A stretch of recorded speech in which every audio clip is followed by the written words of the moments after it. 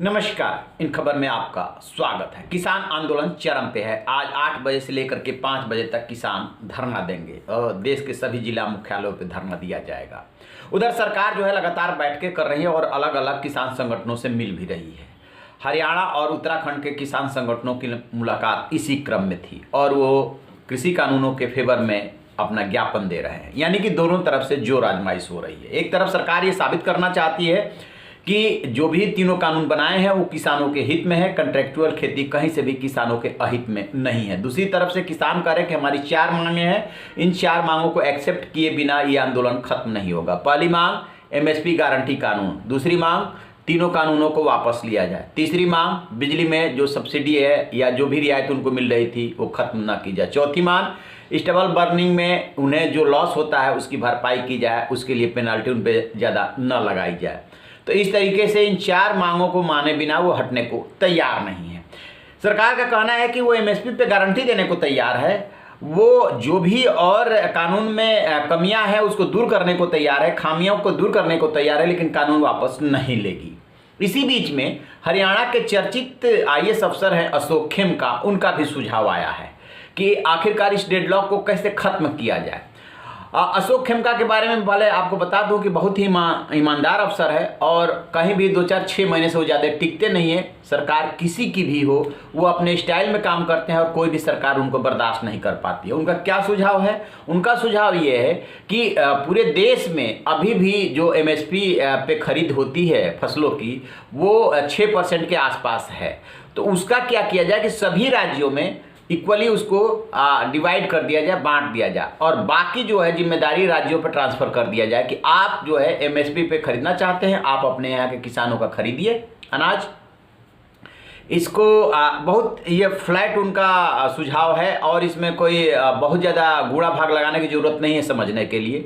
जो भी अभी एफसीआई एमएसपी पे खरीद करती है उसका सभी राज्यों में बंटवारा कर दिया जाए, आज का आंकड़ा निकाल लिया जाए, बंटवारा कर दिया जाए और बाकी राज्य सरकारों पे जिम्मेदारी छोड़ दी जाए कि आप उस रेट पे खरीदिए और अपने किसानों को न्याय दीजिए।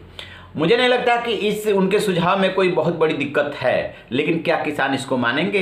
इसके पहले 5 दिसंबर को भी उन्होंने एक ट्वीट किया था और उसमें बताया था कि किस तरीके से कारपोरेट से और किसानों का भरोसा विश्वास उठ रहा है।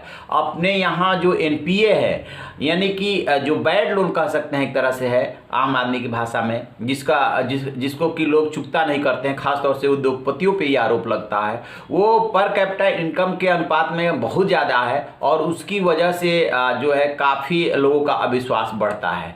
तो वो चाहते तो हैं कि किसान आंदोलन खत्म हो, किसानों को न्याय मिले, लेकिन उनके सुझाव को क्या किसान मानेंगे, क्या सरकार मानेगी?